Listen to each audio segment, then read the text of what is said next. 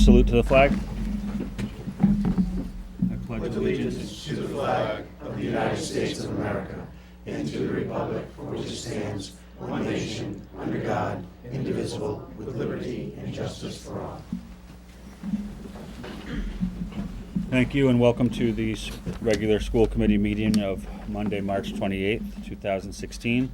This is just a notice that this meeting is being electronically recorded.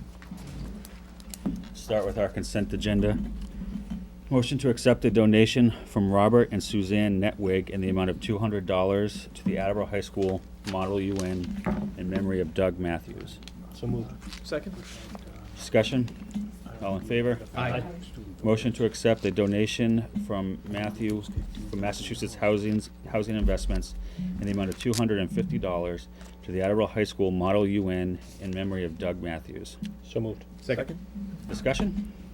All those in favor? Aye. Motion to accept a donation in the amount of $100 from Sandcastle Enterprises, Inc., doing business as Seasonal Special Stores in the amount of $100 to the music program at Attleboro High School. So moved. Second. Any discussion? All those in favor? Aye. Motion to accept a donation in the amount of $75 from an anonymous donor to the music program at Attleboro High School. So moved. Second? Discussion? All those in favor? Aye. Motion to accept a donation in the amount of $30 from CNC Yogurt, Inc., doing business as Orange Leaf Frozen Yogurt to the class of 2018. So moved. Second? Discussion. All those in favor? Aye. Motion to accept a donation donation of 4 cases of paper from an anonymous donor distributed as follows: 2 cases to Studley, 1 case to Willett, and 1 case to Hill Roberts. So moved. Second? Any discussion? All those in favor? Aye. Motion to accept a donation of 1 Onkyo TX NR 545 7.2 channel network AV receiver with an estimated value of $448 from the Willett PTO to Willett Elementary School. So moved. Second? Any discussion? All those in favor? Aye. Motion to accept 4 iPads with an estimated value of $1,300 from the Willett PTO to the Willett Elementary School. So moved. Second? Any discussion? All those in favor? Aye. And that concludes our consent agenda. First item on our business agenda tonight is an update on our administrative vacancies. I believe Superintendent Sawyer and Assistant Superintendent Sheehan, Assistant Superintendent Sawyer. Let me start over. As long as we don't have to switch. You want me to write that? No, Go it's just right there. background. Superintendent-elect. Superintendent Sheehan and Assistant Superintendent Sawyer have some exciting news for us tonight on those vacancies. Okay. We have a couple updates and some announcements. I think we should start with the announcements. Let's begin tonight with the high school. So I invite up Mr. Rooney and whoever he's bringing up to the table tonight.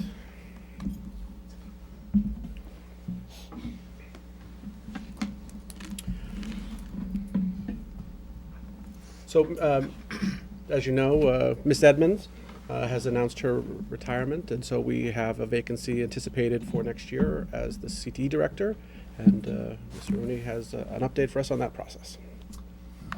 Thank you for having us here tonight. Having to replace the leader of one of the most important aspects of the high school is a very daunting task. And fortunately, Mrs. Edmonds gave us plenty of notice so that we could admirably fill her shoes. After consulting with Superintendent Sheehan and Assistant Superintendent Sawyer, I put together a committee. Mr. Mike Tyler from the school committee, also as a representative of the community, and then our other assistant principal, Gene Hickox, Kevin Deschaines, who is Dean of House 1, but also a longtime culinary instructor, Jeannie Shea from our culinary department, and Tom Bodge, who is not only an Attleboro High School graduate, but a longstanding member of the CTE department. And so we sorted through many resumes and conducted interviews. And it is with great pleasure that I introduce you tonight to our recommendation that was affirmed by the central office staff that our new Director of Career and Technical Education is Miss Ann Montagano. When Ann approached me, when the vacancy became public, I was a little taken aback at first, given the fact that she worked so hard to get to the assistant principal's role. But many people aren't aware that that Ann got her start in the CTE department at Attleboro High School, and she spoke to me with tremendous passion and enthusiasm about returning to her roots. And you know, in the 10 years that I've been an Attleboro resident, and in the 4 years that I've been at Attleboro High School, the momentum of CTE has been on an upward path, and I'm very confident that Ann is the right person to step in and harness that energy and that momentum and continue to carry us in the right direction. She's got experience as a CTE teacher, a dean, and an assistant principal, and I couldn't be more excited to introduce her to you tonight.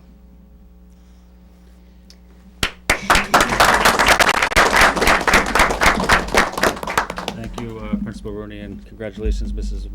Montagano. Thank you. Do you have anything you'd like to say? I would just like to thank the screening committee for their support, and Mr. Rooney as well. And I just want to say how grateful I am for all the opportunities that I've had throughout the years at Attleboro High School, but I am particularly excited about returning to CTE and continuing all the good work that's been done down there.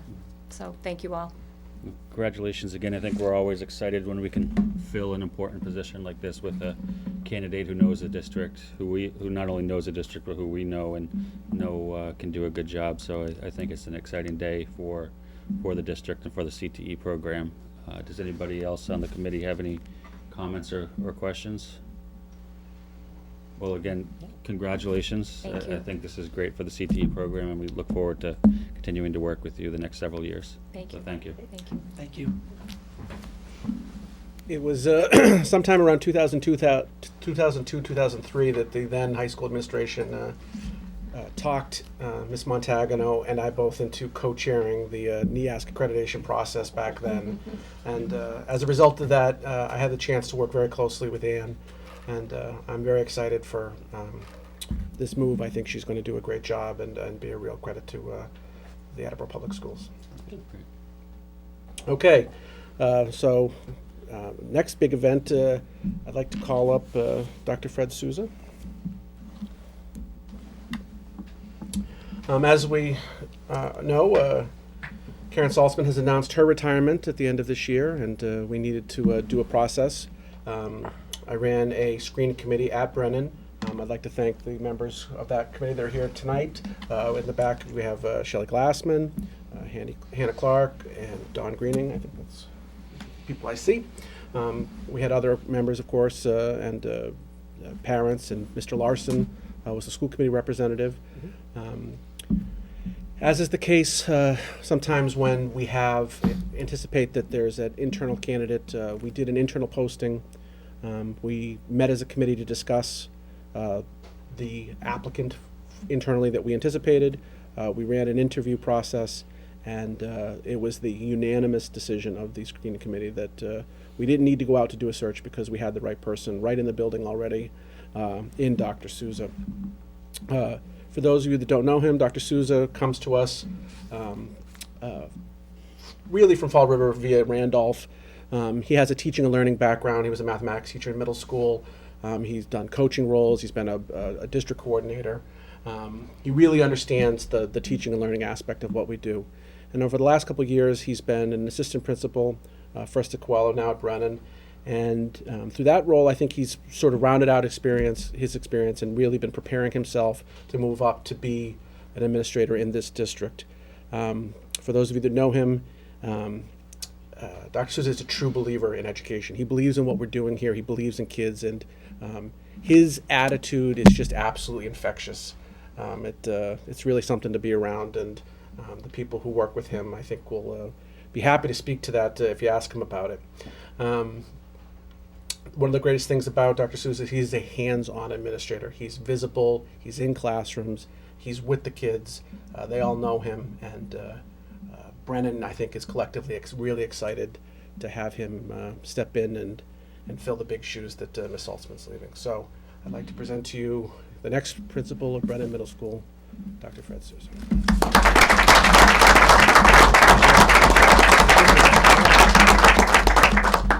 Dr. Souza, the floor is yours. So, It's a really exciting, weekend today. I'm absolutely thrilled.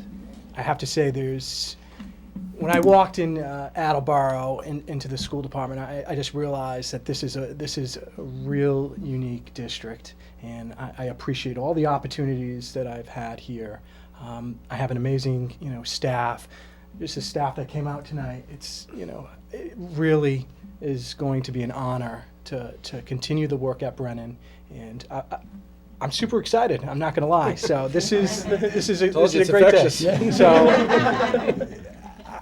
I'm ready. So thank you very much.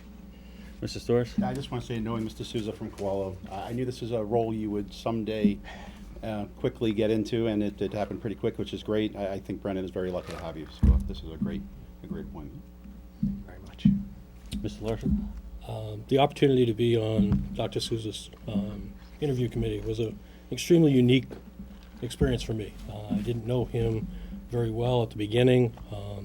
Through the process, really got to know him, and what was just, it was really fantastic to listen to the other members of the screening committee talk about him as a person and as a leader, and how much they respected him.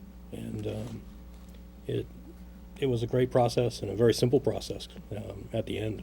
And he made a great presentation to us at the interview, and I'm looking forward to watching Brennan go. So thank you, congratulations. Thank you very much. I appreciate it.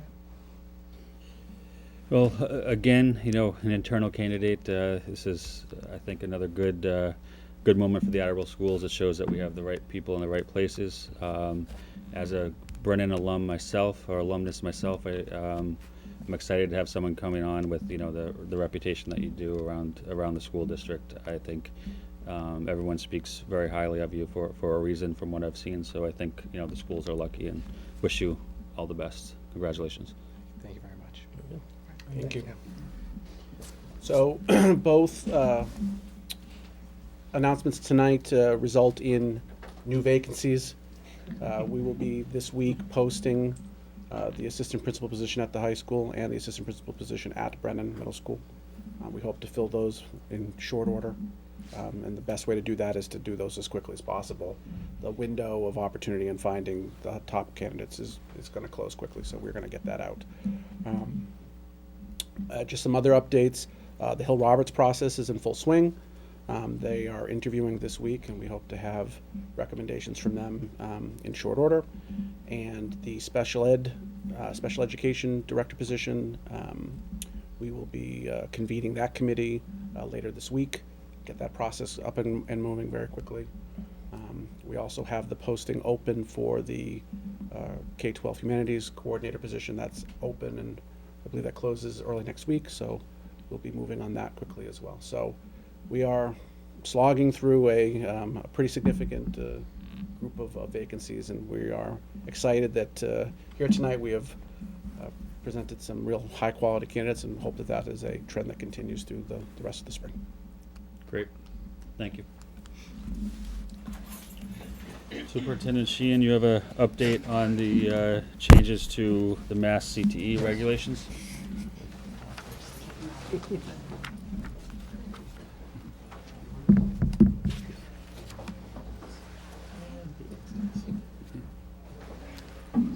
I'm sorry. It's okay.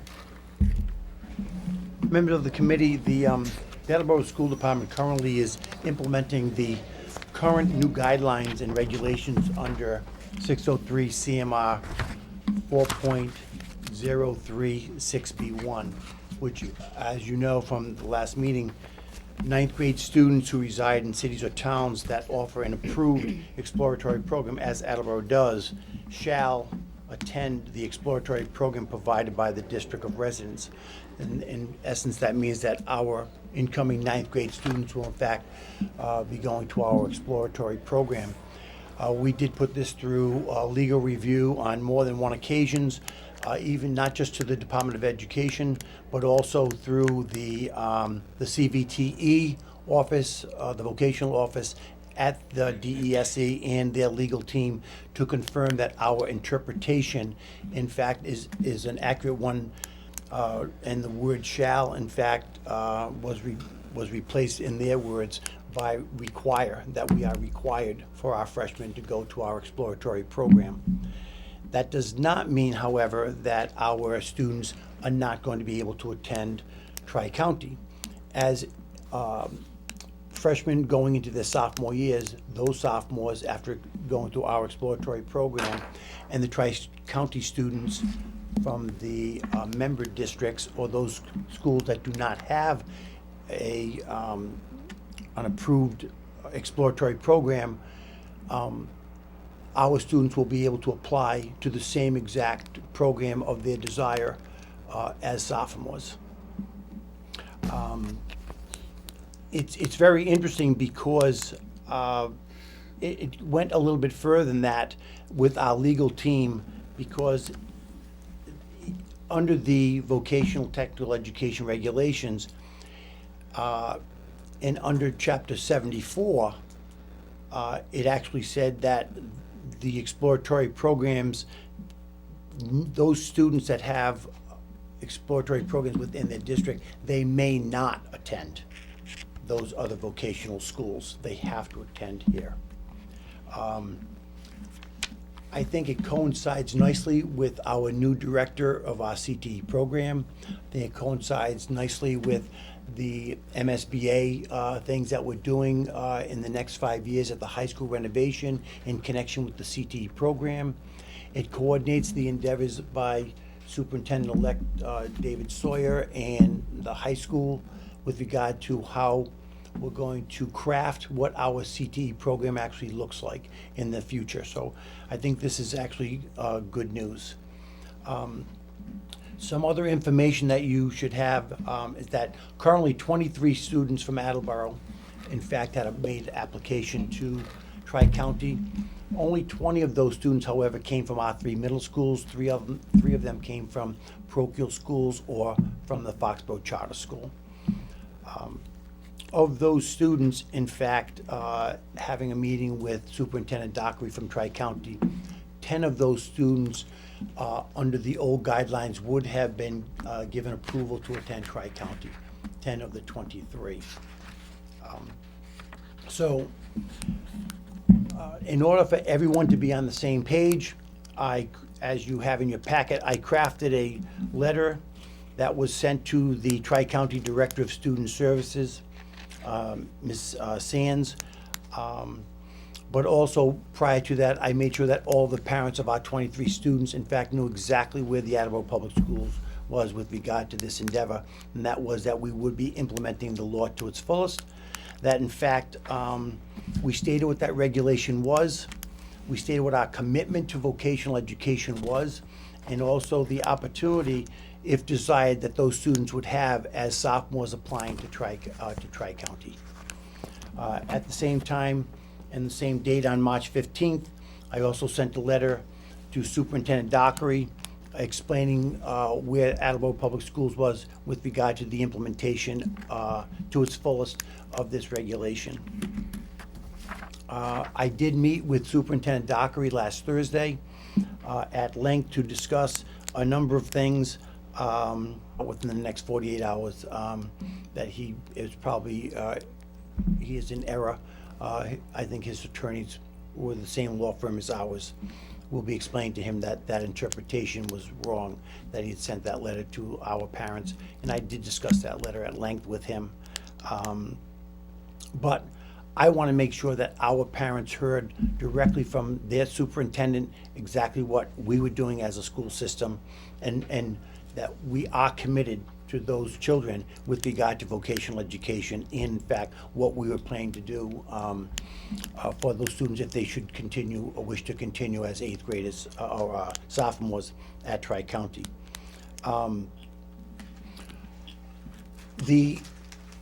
As of right now, the slots that would be available to those students would be those that were not filled as freshmen, or that freshmen were to leave the Tri-County program for whatever reasons, and there are many, many reasons. They may move, and it may not be their choice any longer, the ride, whatever the case may be.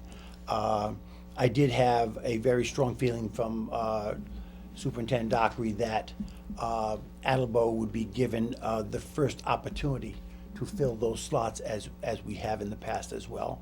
So we are looking at potential other options and some of the things, but right now it's 100% assured that our 8th grade students will be attending our CTE exploratory program in September. Thank you, Superintendent Sheehan. Mr. Cuddies? So just to clarify, you said 10 would have been accepted. That means Yes. those 10 are not going to Tri-County. No, and they received letters from myself that they were disapproved based on the Based new on the regulation, regulation. yes. And so none of the 23 students, or really 20 from our middle schools, none of them were applying to programs that we don't offer here. Some were, but Tri-County would not approve them to begin with. They would be automatically weren't- disapproved. Okay, they didn't meet For example, eligibility. there was a student that was applied for the electrical program. We have an electrical program here. They're seen as on the same, automatically, they would not be able to go there, even though they Okay. did apply to Tri-County for that. Okay, thank you. I think one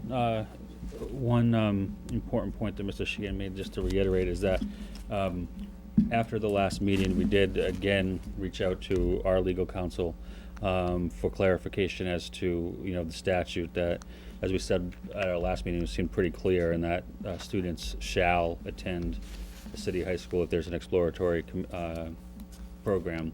But we reached out to him again, given this Tri-County superintendent's statements on the matter, and our legal counsel was just as strong, if not stronger, and he was stronger in his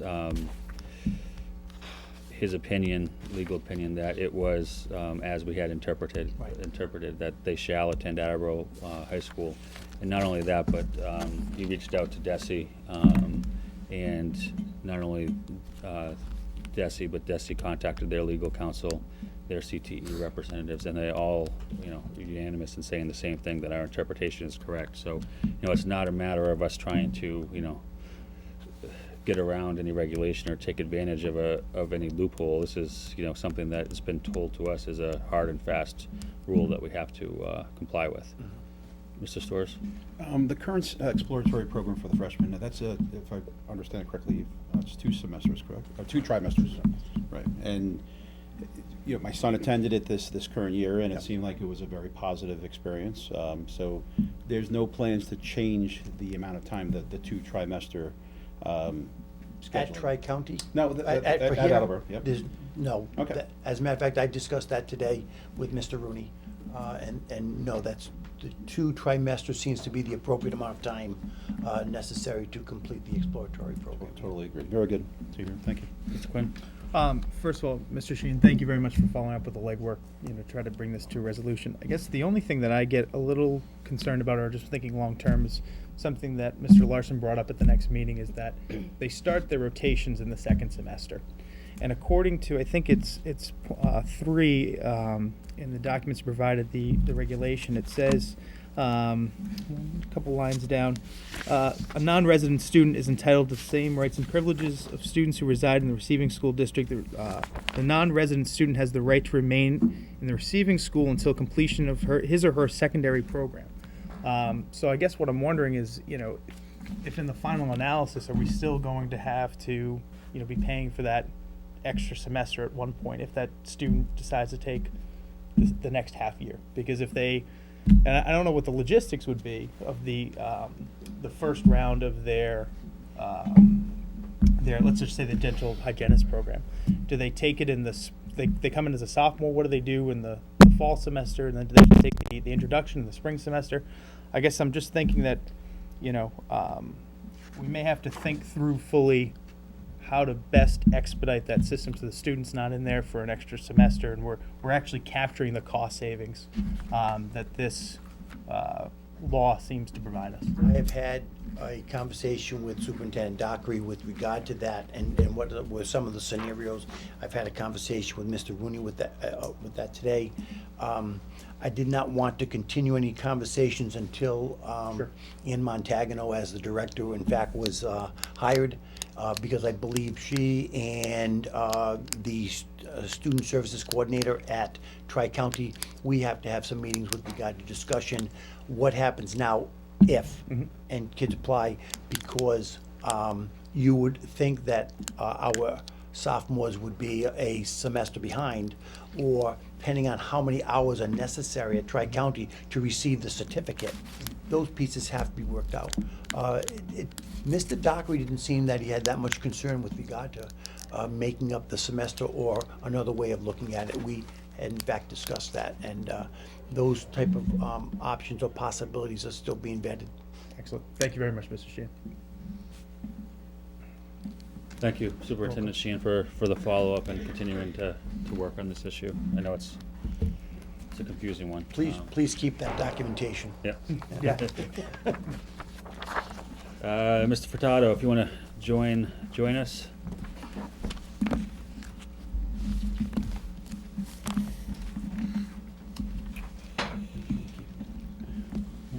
Moving on to our budget and capital improvements update. Mr. Furtado, you met, I believe, along with Mr. Parento last week in front of the Capital Improvements Committee of the City Council. I did, Mr. Chairman. All right, do you want to just give us an update on how that went and what was decided, if anything? It went very well. I thought the committee was both interested and curious and concerned. They asked very thoughtful questions. They went over every capital proposal we have in the city manual. It's pretty extensive. They again examined some efficiency angles, combining projects with some of the city projects that are on the books. They expressed some very sincere concerns about some of the proposals that have been on the book for a while, and especially the ones that appear to be fairly critical, including things like boilers and air conditioners and roofs. They kind of expressed frustration that the process is a little bit repetitive. We didn't have a lot more to say than we did last year. They recognized that. But overall, I thought the committee and the council was very open and genuinely interested in what our needs were. Yeah, Mr. Geddes. Thank you, Mr. Chairman. You said they were concerned about some of the, I don't remember your exact wording, but they were concerned about the gravity of some of the facilities, of the improvement requests. When you first presented the facilities update with Mr. Parento, what was that, in January? Yes. You had mentioned that a number of these have been on the capital improvement requests for the last upwards of 10 years. Yep. So I guess what was their concern that they hadn't been addressed? Or what was their concern related to? I think there were a couple of camps there, and each had their own perspective. But both camps were concerned for different reasons. One group was simply frustrated that some of the items, again, very fundamental things, boilers, roofs, had been part of that process for a very long time and simply hadn't been addressed, and that there's no clear mechanism by which that process is going to yield a result. I think there was just tremendous frustration over that. On the other side of the coin, there was another group that was very cognizant of the kind of physical realities that have existed in the city for a while, for the last decade,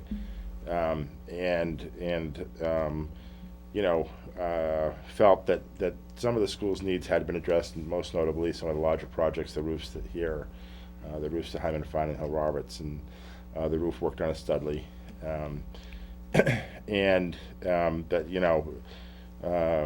there's only so much in a given year, and while these are certainly critical needs, that there's only so much the city can do. So that. Mr. Larson?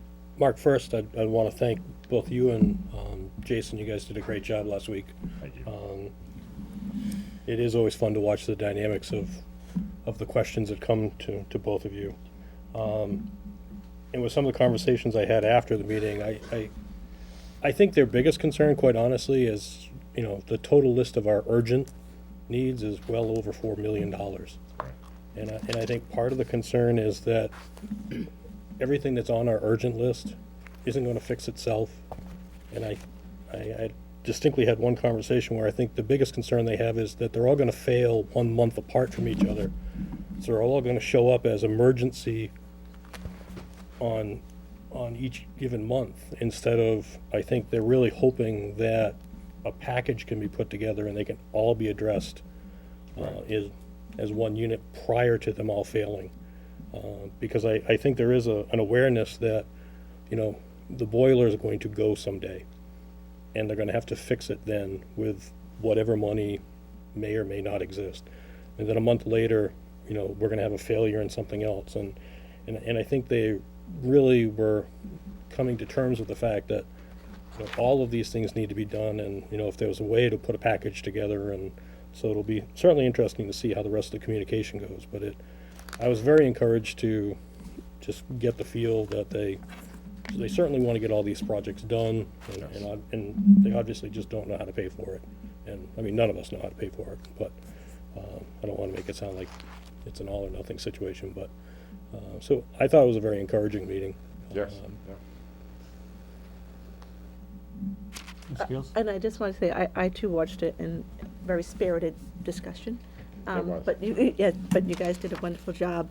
And I just want to point out that Mr. Conti did request to have a tour of all the facilities. So I think for maybe some of the newer members, even for some of the seasoned ones, just to perhaps join the tour so you can get a first-hand look at what some of these issues really are. Yep. And Mr. Furtado was going to let us know when that happens. Mr. Furtado, what are the most urgent? I know we have a list, but what are the most critical capital improvements on that list? As we kind of explained that night, I think it falls in 3 buckets, but the primary one are the roofs at Brennan and Wamsutta. We're sort of through the heating season, so we've made it with the boilers, and if a boiler goes and the weather conditions are not horrendous, you have an opportunity to continue teaching. Same with the air conditioning units. If they go and the weather isn't horrendous, you have the opportunity to continue teaching. We have a circumstance at Brennan Wamsutta where the buildings continue to be damaged, and at some point there's going to be a tipping point there where the damage is going to be significant enough that it may challenge our ability to teach in that building. So that's the most pressing issue right now. That's been a condition since the buildings were constructed. It was known shortly after they were constructed that these conditions existed. There have been efforts to find remedies, both short-term and longer-term, inexpensive and expensive. When we did the roof here at the high school, the vendors involved, both the design folks as well as the contractors, on their own offered to take a look at the buildings and make a series of recommendations, which they did, which we presented to the city at that time. All with pretty extensive price tags, but those roofs have to be fixed. You have to have tight buildings. That's sort of step one, and then you can deal with your other things after that. The roofs, I mean, those are 2 of the items that have been on the list for a while, though, correct? As far as as long as I've been here, and like I said, I believe that it wasn't It wasn't 2 or 3 years after the buildings were constructed that they realized they had a pretty significant problem. It was a faulty construction issue, not a, The problem was almost immediate. yeah. So have you gotten any indication as to why it hasn't been addressed over the past 10 or so years? Well, again, I think there was a bunch of Band-Aids that were attempted. I think, again, in my time in Attleboro, that there was always a fundamental understanding that the basic remedy was going to be an extensive repair, and between the two buildings, you were regularly talking something close to $1 million, and so there was a bunch of attempts to kind of stick the finger in the dam for a couple of years or something, but none of those have been terribly effective. Mr. Quinn?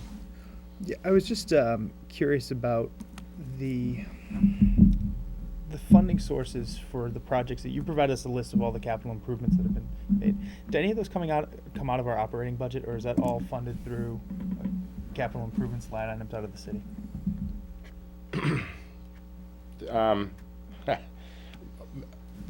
Yeah, let's see. Or is it just a complicated question that comes? No, actually, it's not. Unfortunately, I wish I could hide behind that. The larger projects, like I said, the roof here, the roofs at Hill Roberts Home and Fine, the MSBA related work was obviously city funded. We also generally have the city contact us toward the end of a fiscal year and ask for kind of a short list of 2 or 3 or 4 projects as they gear up with their other departments. They look for ways to leverage what they're doing and apply that to the school. So, for instance, the concrete work over at Brennan and Wamsutta, the city was engaged in some concrete work at that time, wanted to kind of leverage that and offered to kind of bring us in. Most of the other work was taken out of our operating budget. Things like floors, tiles, carpets. Obviously, as this group knows, the work done in the main drain at the pool. Those types of things come out of our operating. We are maintaining boilers and air conditioners that shouldn't be on buildings. We just retubed 2 boilers, one at Willett and one at Hyman Fine, that the vessels themselves are starting to break down. So again, this is a way to buy 2 or 3 years and hope for the best rather than do what we should be doing. As Mrs. Scales said, taking a tour of the buildings really kind of highlight kind of some of the cosmetic challenges. I went for a tour of Hill Roberts and Hyman Fine, and just seeing the condition of the gymnasium floor. Yep. The packet, while it was very comprehensive, doesn't do it justice. When you're seeing duct tape holding down carpets Yep. in several of the buildings, it's just eye-opening, and I think it communicates to the teachers and to the students something that we don't necessarily want to do. And granted, I don't think that there's a big pile of money anywhere No. to fix all these things, but the visibility, I think Mrs. Scales, you really hit the nail on the head. Seeing it, Yep. seeing that crack that you were talking about from the water because of the roof leaking, really kind of, it changes your viewpoint. It becomes words on a page and numbers on a page too. Oh gosh, this is a really big issue. And we tried to and need to continue to do a better job providing the city with context. For instance, the situations at Hill Roberts and Hyman Fine, the 6 air conditioning units. If those fail, there are no windows that open in the buildings. We have a severe environmental issue beyond what one would think of if an air conditioner fails. You don't think an air conditioner failure is catastrophic. In those buildings, it may be, simply because of the mechanics of the rest of the building. So, we try to bring that forth. The issues with the rugs in many of our buildings, you say the rugs are worn, but that really doesn't develop an appreciation when you see duct tape and potential tripping and just the condition, the overall condition. So we probably need to do a better job at that. Mr. Storrs? I know we talked about this at one of the subcommittee meetings, but I think it's important to get into a little bit how some of these projects, some more than others, if they don't get repaired in a timely fashion, it's going to cause other work that's going to be required that is going to be even more costly. Can you speak to that just a little bit, and which ones you would say? Yeah, I think the roofs are the best example of that.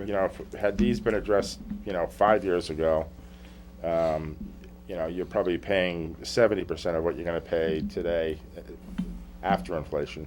Just because of the continuing damage done to the rest of the building, and again, this accumulates, and we don't have an ability to see the accumulation. But at some point, that accumulation is going to cause something catastrophic, and we can't predict that. We don't know when it's going to rain. We don't know where the leaking is going when it does rain. But at some point, that's going to happen, and it needs to be addressed. So you mentioned the roofs at Brennan Wamsutta, top 2 priorities. We're looking at $1 million. Of the $4 million, it sounds like your next biggest priorities would be the boilers, Hyman Fine Hill Roberts. Each of those, according to the report, were $100,000. So our top 2 priorities, we're looking at $1.2 million. And then beyond those 2, The air conditioning at Hill Roberts Hyman Fine is also critical, and those are $350 each, so it's under 7. so $2 million. That's about half of it. $2 million has to happen relatively soon. Okay. And the reason I was asking, thank you, because that's part of why I was asking why there was so much concern. I was hoping, and based on what you said, this isn't the case, but so I guess I'm glad to hear that it wasn't a concern that we weren't talking about it, or it was just a concern that it wasn't able to be done. And I think it's a little. The reason it's so alarming is because we've been ignoring it for so long, and I think that's a common theme with our funding is things have been not necessarily ignored. Ignored is probably the wrong word. Again, I think being a budget person, budgets are always a reflection of priorities. So I think the capital process works the same way. So that our buildings are in this condition because they haven't been addressed. Not that they've been ignored, they just haven't been addressed. So, thank you. I mean, the capital issues kind of reflect the budget issues coming from the city over the past several years. Mr. Larson and Mrs. Sawyer. Well, just to Mr. Geddes' comment, I mean, I think the veteran members of the city council, I mean, they've recognized all the projects. I mean, they've seen them 5 or 6 times. Too much. I mean, and to their credit, they weren't ignoring them on purpose. I mean, they know they have to be addressed. I mean, another one that we discussed that obviously is not as important as the roof, but I mean, we're 1 or 2 more finishes away from not having a gym at the high school. Maybe one. Maybe one. Maybe and one. Again, Not so two. at what point, yeah, that's not a roof, but that takes out the gym. And so I mean, and they've seen that one before. Right. So I mean, it's. I don't think our requests are being ignored. I think it's just more of a how do we do it kind of a question, and because I mean, a lot of these projects have been recommended in the past. So I mean, it's not that they have not recommended these to go forward. And we discussed a couple of things. Again, and the committee should be aware of this too. The environmental stuff, the boilers, the air conditioners, the coolers, cooling towers. There is a mechanism by which we could address this, and it's a performance contract. We basically finance the projects through the savings that are going to be realized that are guaranteed by the installer, so there's not a risk, that you're supposed to save 40%, you save 27%, all of a sudden you have to write a check. They establish a number that works into the way the projects are financed, and they guarantee those numbers. So for some, this wouldn't apply to the roofs, so the roofs still are going to have to be addressed in another way. Another alternative is, with all the work that's going to be being done at the high school, is just to piggyback on that and take the total capital projects, or some subset that everybody believes is true, and bond them. and just address the schools, the way they need to be addressed. And there was a lot of discussion about if you can get to that point where you're not chasing your tail, you have an opportunity to do some planning and budgeting going forward that would keep you in front of the curve. That was encouraging. Yeah. Mr. Storrs? Yeah, I was just going to say, again, I feel this is definitely less so ignoring, because we have not ignored this. Most of these have been on the capital improvements since as long as I can remember, so we're talking a decade for some of these, I'm sure.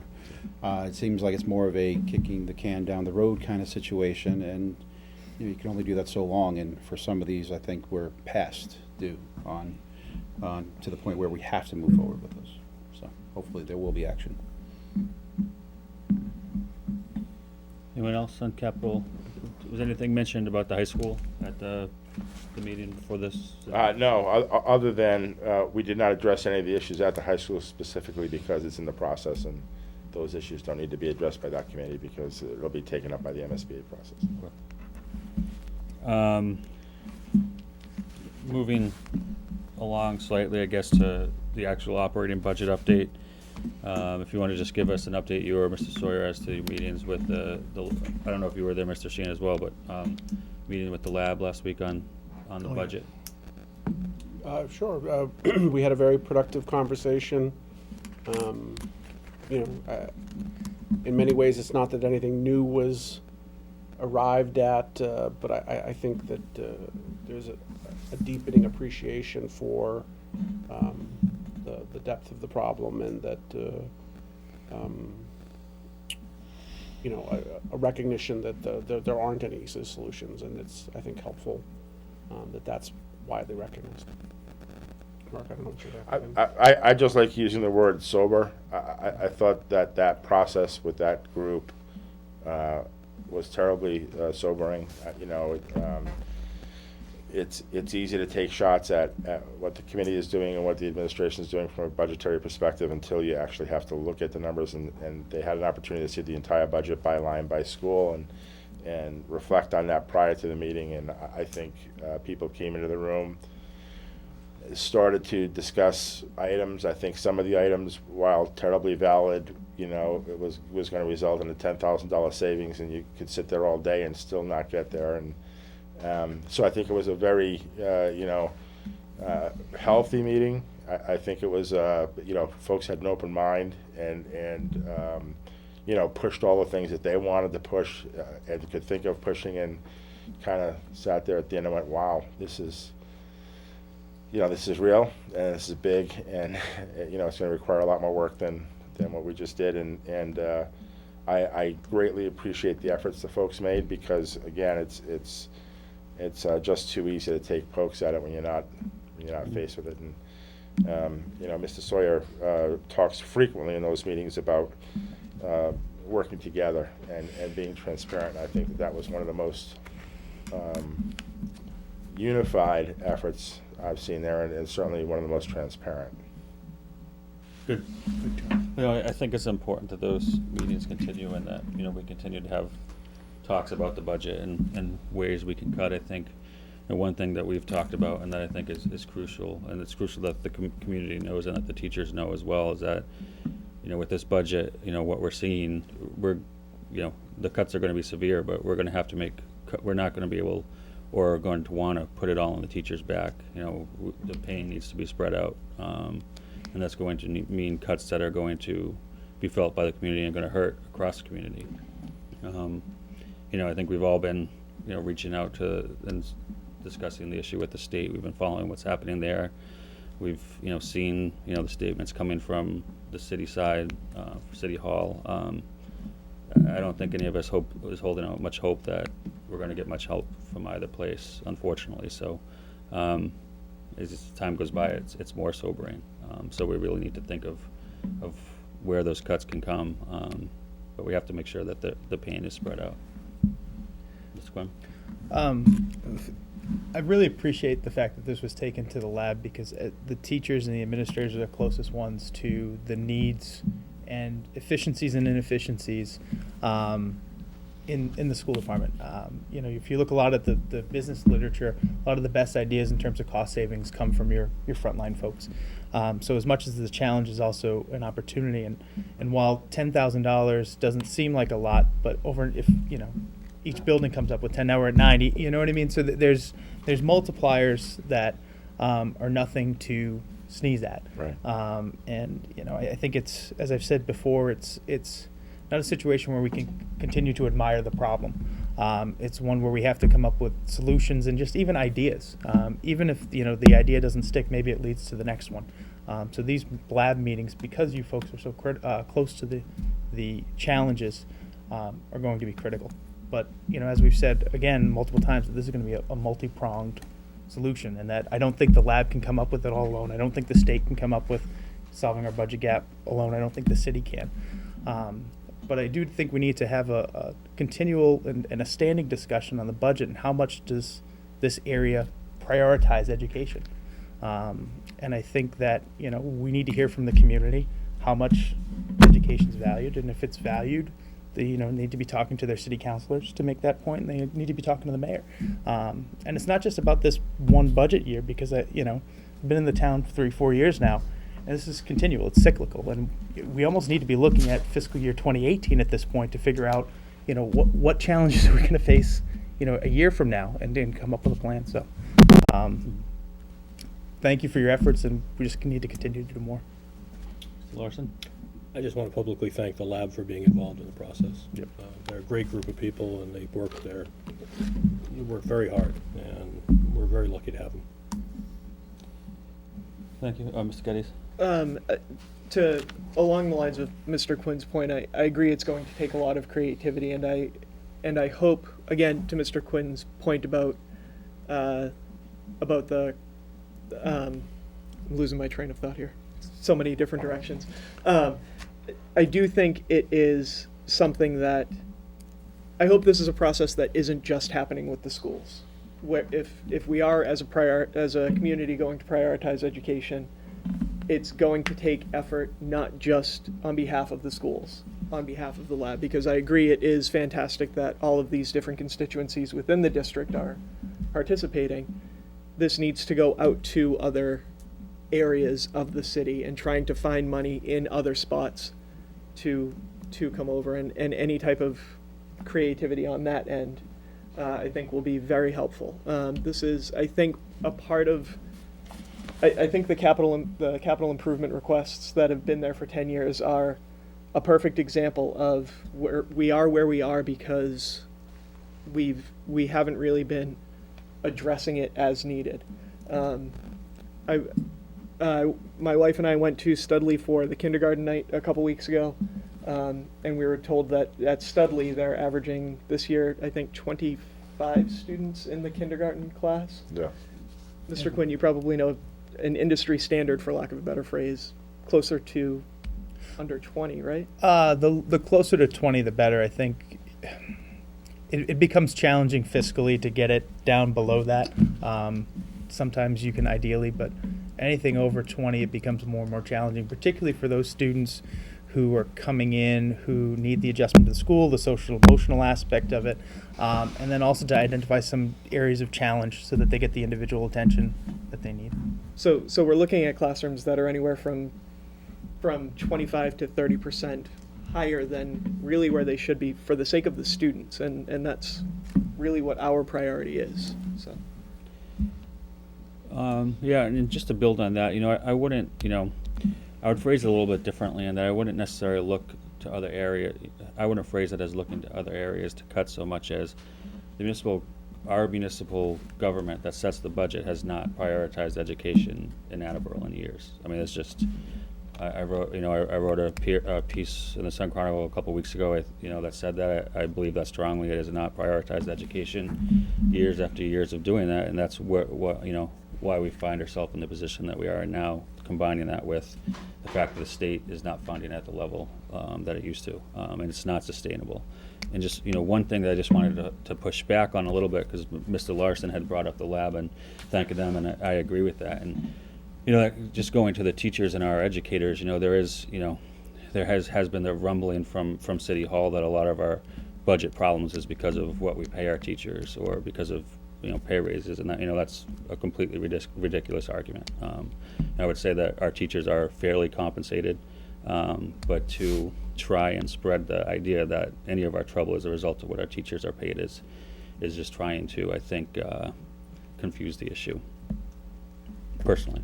But Mr. Quinn? And I think this is, going back to the business literature, there was a great book called Ideas Are Free. And there was a company, I'm forgetting which one it was, that had a weekly or bi-weekly, every 2-week meeting where every employee had to come back with an idea of how to, improve the business. And I'm thinking if I don't know how you feel about this, members of the committee and Mr. Chairman, about having like a regular update on the budget and perhaps some ideas for cost savings, making that a standing budget item, standing item on the agenda moving forward, would be beneficial, because I think we need to keep talking about it. We need to keep coming up with solutions. We can't let it slip, to the back burner, especially as we're coming down to the finish line and, these potentially painful cuts. So if it's not improper, Mr. Chairman, I'd like to make a motion to make the budget a standing item on our agenda from now until the end of the fiscal year. Second? I personally think that's a good idea, because over the next couple month or so, as the budget's starting to get formulated, we're going to need to be continuing our advocacy for more funding. Anything that we can get is better than where we are, and unfortunately, we're going to need to have talks about cuts. And as we've said here many times, the cuts are going to be painful, and we don't want to make any cuts and catch the community off guard without having thoroughly discussed those and vetted them here. So I was personally, planning on having the agenda, the budget on the agenda at each meeting. I think it's too big of an issue this year, especially. So I think that motion's in order. So any other discussion? Yeah, I was just going to say that at this point in the year, it's pretty standard to have that at every meeting, but to make it a formal, I think that's fine. I mean, it's more severe this year, so making that a visual statement, I think, is acceptable. Anything else? All those in favor? Aye. Opposed? All right. Thank you, Mr. Quinn. Anything else on the budget? No, sir. Capital improvements? Any good news? Not tonight, sir. Not tonight. That's next time, right? I hope so. Thank you, Mr. Furtado. Moving on to our subcommittee reports. Let's start with you, Mrs. Scales. Sure. Tonight, we just have one motion, and that is to finalize the policies that we had tabled at our March 14th meeting. And the policies are JF residency policy and policy exhibit JFE1, proof of residency requirements, policy JICFB, anti-bullying, policy AC, non-discrimination, policy ACA, non-discrimination on the basis of sex, policy ACAB, sexual harassment, and policy exhibit ACAB E1, non-discrimination, anti-harassment procedures. These have all been, we already voted on all of these, right? Yes. And they're currently tabled? Yes. See, unless we don't need to vote again. That's what I was trying to say. We just, Thank you. if there's no further discussion, it can usually just go right into Right. effect. They're going into effect. Thank you, Mrs. Scales. Mr. Quinn, Teaching and Learning Subcommittee report. We had 4 items on the agenda, one of which has already been addressed by Mr. Sawyer. We went over the district coordinator update. He provided us with a job description as well as the timeline for posting and potentially hiring this individual. Other items on the agenda included the special education proposal update, restructuring for the middle schools. The purpose of the restructure is to try to minimize the number of transitions a student would have to make in a given year, particularly if they have if their IEP called for a less restrictive environment. And correct me if I'm wrong, Mr. Sawyer, there's a potential that program might not be at their school, meaning they might have to transfer to another middle school. In order to streamline this, they've tried to group programs together so a student, based on his or her needs, could stay in the same middle school throughout. And they're looking to do this transition with the next a couple months to, appropriately update the families, have a conversation with them, and get all the pieces in place. Did I miss anything, Mr. Sawyer? Okay. We also discussed the competencies, which are, coming off the strategic plan of what we want students at Attleboro, the 8 or 9 key things that we want every student to be able to do to be competitive in a 21st century economy and then be a 21st century citizen. They've been looking at different models from districts across the country and trying to make them more localized to the needs of Attleboro. Finally, the committee took a vote to approve the initial steps for a movie screening of the documentary Most Likely to Succeed. It's based on a bestseller from Tony Wagner. Communities from across the country are showing the movie as a means of discussing what do we want the future of education to look like, and trying to break out of the disengaging model that we often have here today.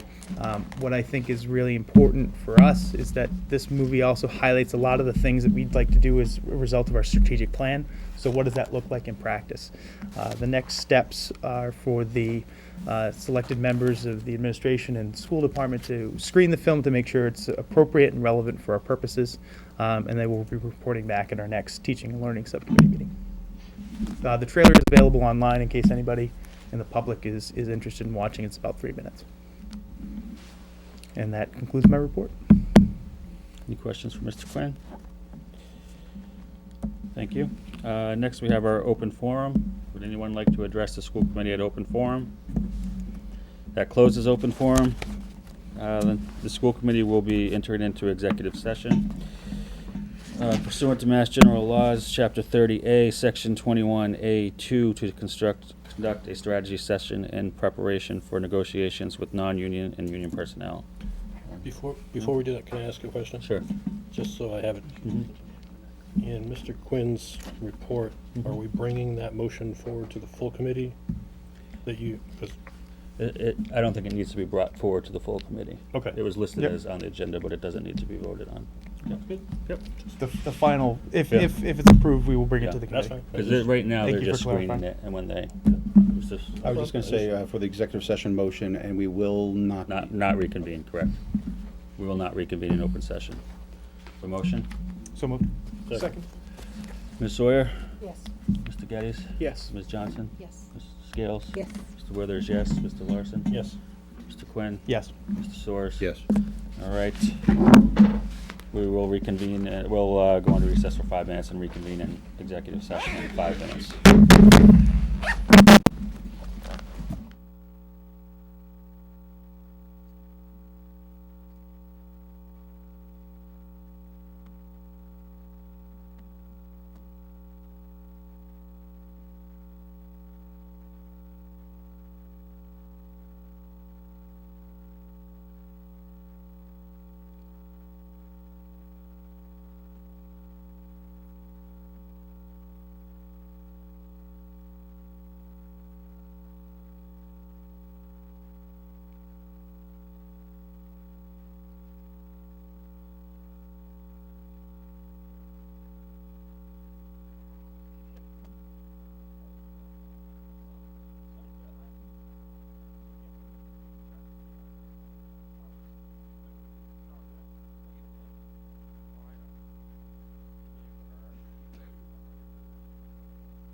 Print it myself if Phil signed it.